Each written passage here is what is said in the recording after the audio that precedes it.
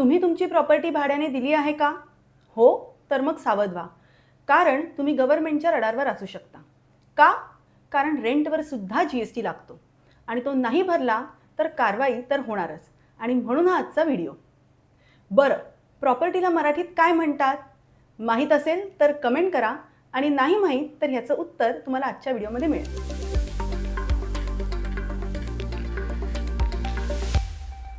नमस्कार, मी सीए प्रज्ञा श्रीधनकर. आर्थिक जागृतीमध्ये तुमचं स्वागत आहे. चला तर मग जीएसटी ऑन रेंटल इन्कम समजून घेऊया. आता प्रॉपर्टी ह्या जनरली दोन प्रकारच्या असतात, एक तर रेसिडेन्शियल किंवा कमर्शियल. जी प्रॉपर्टी आपण राहण्यासाठी वापरतो तिला रेसिडेन्शियल प्रॉपर्टी म्हणतात, जसं की एखादं घर किंवा फ्लॅट. आणि जी प्रॉपर्टी आपण व्यवसायासाठी वापरतो तिला कमर्शियल प्रॉपर्टी म्हणतात, जसं की एखादा गाळा किंवा ऑफिस. आता तुम्ही जर तुमची प्रॉपर्टी रेंटनी दिली आहेत तर त्यावरती कधी, कसा आणि किती जीएसटी लागतो हे आपण पाहणार आहोत. त्यासाठी आजचा व्हिडिओ मी दोन भागात विभागला आहे, एक प्रॉपर्टी मालकाच्या दृष्टीने आणि दोन भाडेकरूच्या दृष्टीने.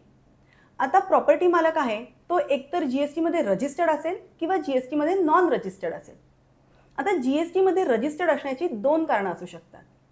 एक, भाड्याच्या स्वरूपात जे काही त्याला वार्षिक इन्कम येतं आहे ते 20 लाखापेक्षा जास्ती आहे म्हणून तो जीएसटीमध्ये रजिस्टर्ड आहे. किंवा दोन, त्याचा इतर काही प्रोप्रायटरीशिप बिझनेस आहे जिथे तो जीएसटीमध्ये रजिस्टर्ड आहे. किंवा ती जी काही प्रॉपर्टी आहे ती एखाद्या कंपनीच्या नावाने आहे आणि कंपनी जीएसटीमध्ये रजिस्टर्ड आहे. तर ह्या कारणांमुळे तो प्रॉपर्टी मालक जीएसटीमध्ये रजिस्टर्ड असू शकतो. आता जर तो जीएसटीमध्ये रजिस्टर्ड आहे आणि त्यांनी जर त्याची कमर्शियल प्रॉपर्टी रेंटनी दिली आहे तर त्याच्यामध्ये त्याला 18% जीएसटी चार्ज करायचं आहे. जे काही भाडं घेतोय त्यावरती ते त्याच्या भाडेकरूकडनं कलेक्ट करून गव्हर्नमेंटकडे जमा करायचं आहे. आणि जर त्यांनी त्याची रेसिडेन्शियल प्रॉपर्टी भाड्याने दिली आहे तर त्याला पाहायचं आहे की भाडेकरू प्रॉपर्टी कशासाठी वापरतोय, राहण्यासाठी की त्याच्या व्यवसायासाठी.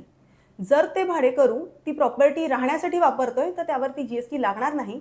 पण जर त्यांनी ती प्रॉपर्टी व्यवसायासाठी वापरली तर त्यावर सुद्धा 18% जीएसटी आकारला जाईल.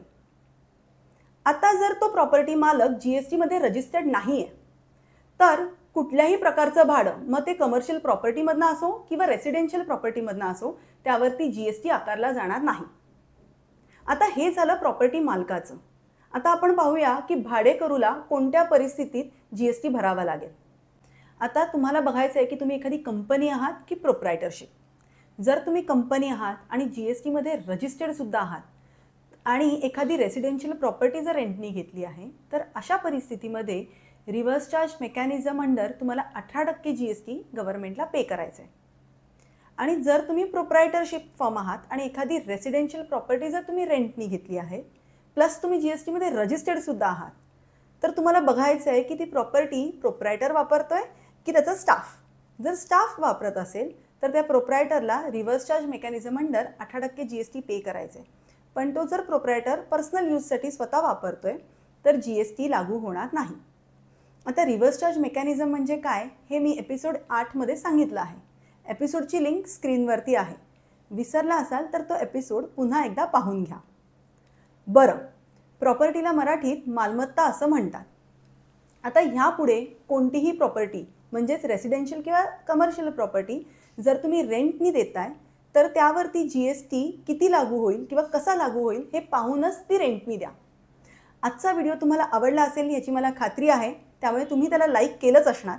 आता त्याला जास्तीत जास्त शेअर करा आणि आर्थिक जागृती ह्या यूट्यूब चॅनलला सबस्क्राईब करा. थँक्यू.